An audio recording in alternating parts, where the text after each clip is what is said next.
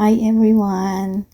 Good morning once again. Maraming salamat po at nandito na naman tayo manood ng ating short lang po ito at magluluto tayo ngayon ng sinigang na isda na maraming gulay.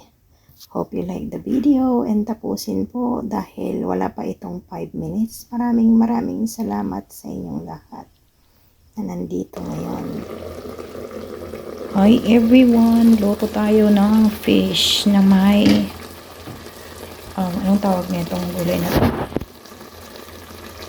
Radish. White radish.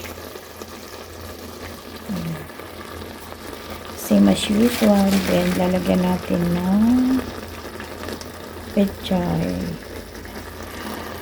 Yan ang favorite vegetable namin ni Bunso.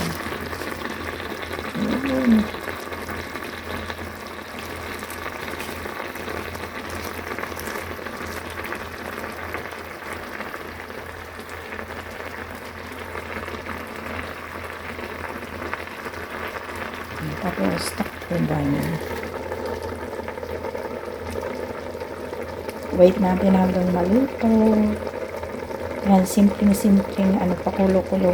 Kulo-kulo lang, kulo-kulo. Ang ating ulam. Bahagyang fry yung isda po dahil hindi na siya fresh. Tapos nag-slice tayo ng small size of ano tawag yan? Radish. Tapos yun, luya, spring onion, tapos linagyan ko siya ng konting patis at saka asin. Yan, kaya puting-puti po siya. At soon we need to eat para naman makalakad na tayo sa lalakarin natin. In 5 minutes we're gonna eat. 5 minutes more to go. Tayo ay kakain na.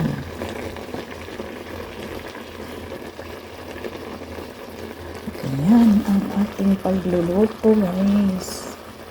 Simple lang. Hindi ko na ito sinimulan na binidyohan dahil wala sa aking Jesset.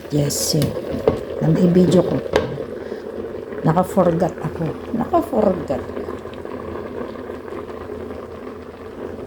Dinig na dinig yung kulo-kulo, di ba? Kulong-kulo.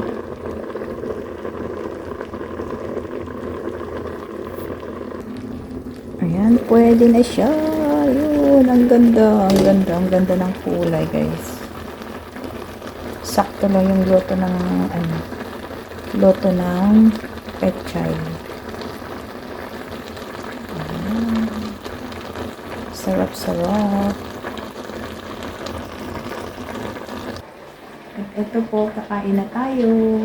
Very good. Yummy. So, ito na siya, guys. Pwede nang lumamon, kumain. Let's kain na. Sa akin yung ulo, kay alaga yung buntot. Magcha-chopstick siya, tayo ay magkukutsara. Sarap din ng amoy niya. First time kong gawin ito with the labanos. Labanos pala pangalan nito. Labanos. Ayan, let's eat na. Kain na po.